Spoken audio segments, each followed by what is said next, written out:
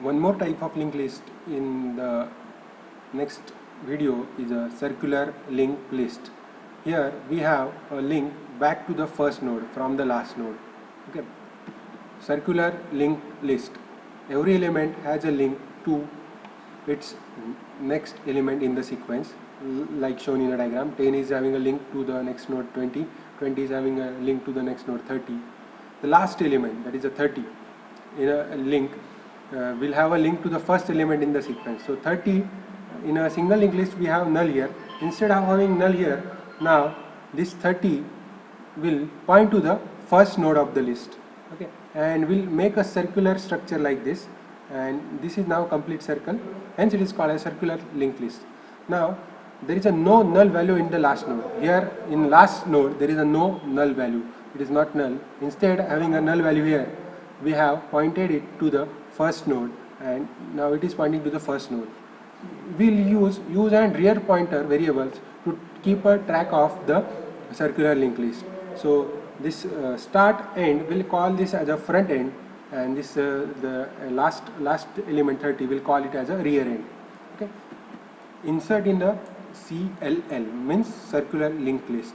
So these are the few lines of code which is responsible for insertion from the rear end.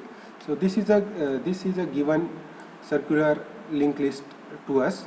So this is the front end. So now we'll use two pointers here instead of start. We'll call this first node as the front and the last node as the rear.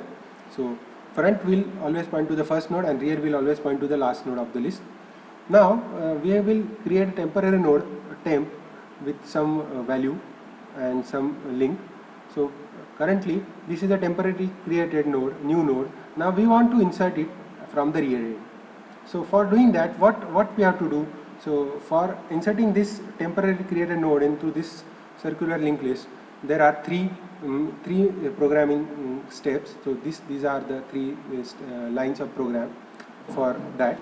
So once we add this temp node at the rear end, this will be our new list. This will be the new circular linked list. So how to do this? For this, we'll make rear PTR. So this is the rear PTR field. Rear PTR to point to the temp. Okay. So this is the first step. So rear PTR equal to temp. So rear PTR will point to the temp. Now this is not anymore the rear end. Now this become the last node. So we'll move this rear to temp. Okay. So rear equal to temp. This is the next line. Rear equal to temp. So this becomes now the rear node. Okay. And finally, that rear pointer, which was not pointing to anybody, should point to the first node. So that now this is now rear. So rear PTR should point to the first node. So that is like this. Okay. So rear PTR equal to front. Okay. So with this three line, we'll get this output and we'll insert it at the rear end. Deletion from circular linked list. For deletion, we'll do the deletion from the front end. Okay. So how to do this? Circular linked list is given with three elements, 2, 3 and 4. We'll do the deletion, and 2 node with the value 2 will be deleted, and this will be the final output only with 2 nodes, 3 and 4 remaining. So for doing this, these lines of code are used. We'll start with this line, temp equal to front. We'll have another variable temp which should point to the front. Now temp is pointing to front. Next line, front equal to front PTR. Now front will be updated as front PTR. Front PTR is nothing but this node, node 3. So this becomes now new front. Now this is not more the front pointer. This becomes a front. Now we just have to update this rear PTR to point to the new front. So that will be done with this line, rear PTR equal to front. So rear PTR now will point to the new front. Okay, and finally we'll free the temp.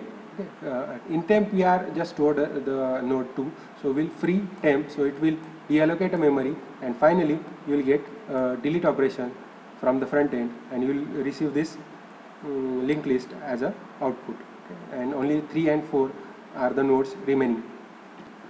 Next is print elements of circular linked list. We'll use this display function in C program for displaying all the elements of the circular linked list. So this is a very simple function. We'll have the temp variable starting from front.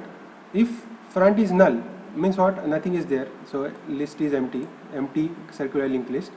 If that front is not null, then we'll move the temp till the last.